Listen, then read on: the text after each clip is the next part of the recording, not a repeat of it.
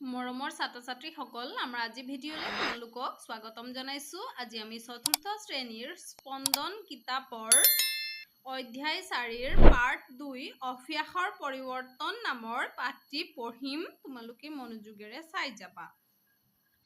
চোৱা, পাঠটিৰ নাম হ'ল অভ্যাসৰ পৰিৱৰ্তন। তোমালোকে তৃতীয় শ্ৰেণীত সজ অভ্যাসৰ সুফল পাঠটোত স্বাস্থ্যই যে পৰম ধন এই কথাটো পাই আহিছা। সুস্বাস্থ্য বৰ্তাই ৰাখিবলৈ আমি কি কৰিব লাগে সেয়াও তোমালোকে জানি আহিছা। সুস্বাস্থ্যই দেহ মন ভালে ৰাখে। তলত দিয়া চিত্ৰ কথাখনত জ্ঞান নামৰ ল'ৰাজনৰ সু-অভ্যাস সুস্বাস্থ্য গঢ়াৰ প্ৰতি কেনেকৈ ধাউতি জন্মিল জানো আহা। এতিয়া চোৱা, তোমালোকে সজ অভ্যাসৰ সুফল নামৰ পাঠটো তোমালোকে তৃতীয় শ্ৰেণীত পাইছিলা, হয়নে? সেই পাঠটোত তোমালোকে স্বাস্থ্যই পৰম ধন বুলি গম পাইছিলা, হয়নে? এতিয়া আমি এই পাঠটিত জানিম জ্ঞান নামৰ ল'ৰাজন সু-অভ্যাস আৰু সুস্বাস্থ্য গঢ়াৰ প্ৰতি কেনেকৈ আগ্ৰহী হ'ল, আমি সেইটো পঢ়িম। এতিয়া পঢ়ো আহা। এতিয়া এই ছবিখন চোৱাচোন। এই ছবিখনত আমি দেখিছোঁ এইজন জ্ঞান হয় আৰু এওঁ হয় জ্ঞানৰ মা। এতিয়া জ্ঞানৰ মাকে জ্ঞানক কৈছে, জ্ঞান উঠাচোন, বহু দেৰি হ'ল। এতিয়া জ্ঞানে কৈছে, ৰবাচোন মা, আৰু অলপ শুই লওঁ, মোৰ টোপনি পূৰ হোৱাই নাই।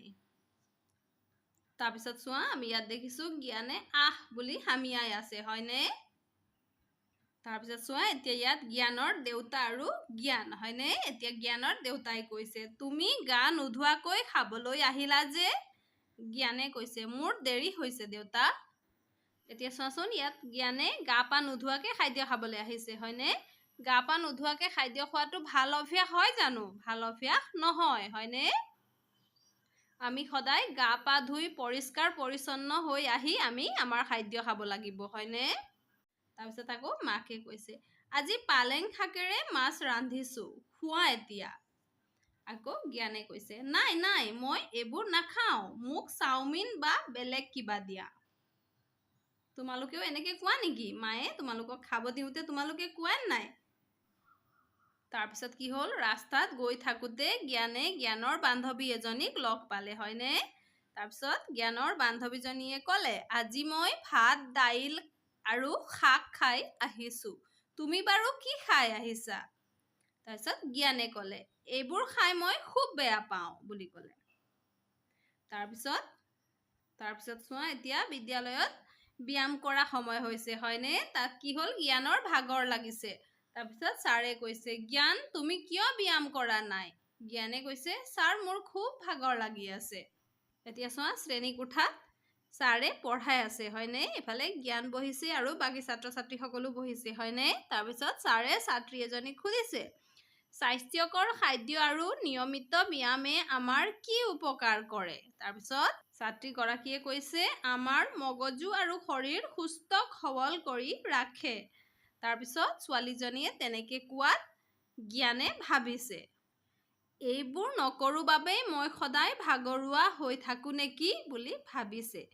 কাৰণ জ্ঞানে কি কৰে, ভাল খাদ্য নাখায়, হয়নে? চাওমিন ম'ম' এইবোৰ জাংক ফুড আদি খায়, হয়নে? সেইবাবে জ্ঞানৰ ভাগৰ লাগে, খেলিব নোৱাৰে। এতিয়া চোৱা, এই ছবিখনত আমি দেখিছোঁ জ্ঞানৰ লগৰখিনিয়ে খেলি আছে, হয়নে? আৰু জ্ঞানক কৈছে, জ্ঞান খেলো আহা।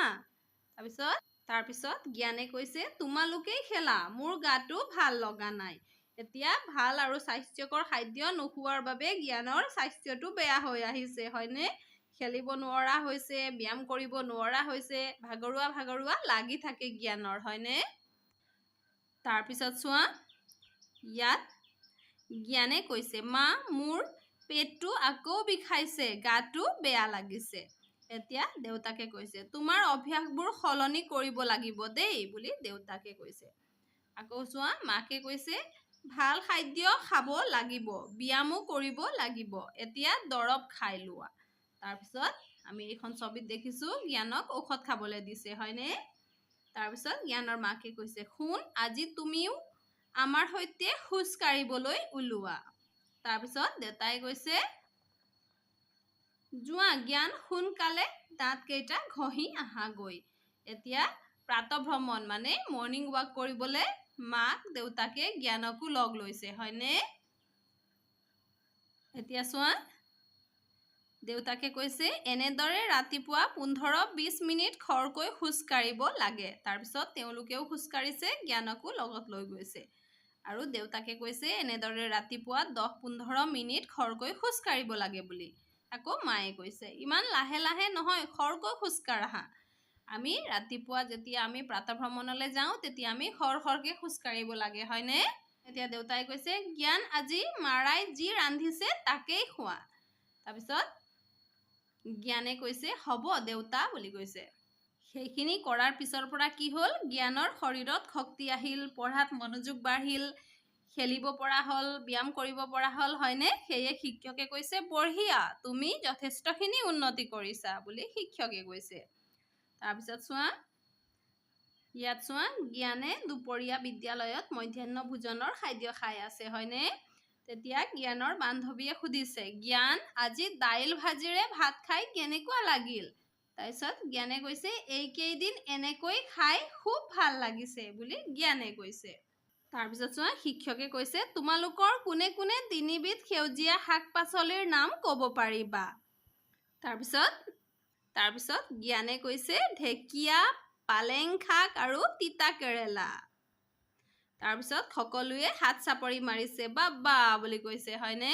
তাৰপিছত ঘৰত আহি জ্ঞানে তাৰ ডায়েৰীত লিখিছে চোৱা ক নিয়মিত সেউজীয়া শাক পাচলি ফল মূল খাম, খ সদায় খোজ কাঢ়িম, গ সময়ে সময়ে পানী খাম, ঘ বাহিৰা খাদ্য নাখাওঁ। এতিয়া চোৱা জ্ঞানে সময় থাকোঁতেই তাৰ ভুলবোৰ বুজিব পাৰি তাৰ বেয়া অভ্যাসসমূহ সি সলাই পেলালে হয়নে? এতিয়া তোমালোকে গম পালা নহয় আমি কিয় বাহিৰৰ খাদ্য খাব নালাগে? বাহিৰৰ খাদ্য খালে বিভিন্ন বেমাৰ আজাৰ হয় হয়নে? সেইকাৰণে আমি ঘৰত মায়ে বনোৱা খাদ্যবোৰ আমি আনন্দ মনেৰে খাব লাগিব হয় নহয়? মৰমৰ ছাত্ৰ ছাত্ৰীসকল, আমাৰ আজি ভিডিঅ'ত আমি ইমানেই কৰিছোঁ। আমাৰ পৰৱৰ্তী ভিডিঅ'ত আমি এই পাঠটোৰ প্ৰশ্ন উত্তৰখিনি কৰিম। তোমালোকে ভালদৰে পঢ়া শুনা কৰিবা আৰু যদি তোমালোকৰ ভিডিঅ'টো ভাল লাগিছে ভিডিঅ'টো লাইক কৰি তোমালোকৰ বন্ধু বান্ধৱীক শ্বেয়াৰ কৰিবা। আজিলৈ ইমানেই, ধন্যবাদ।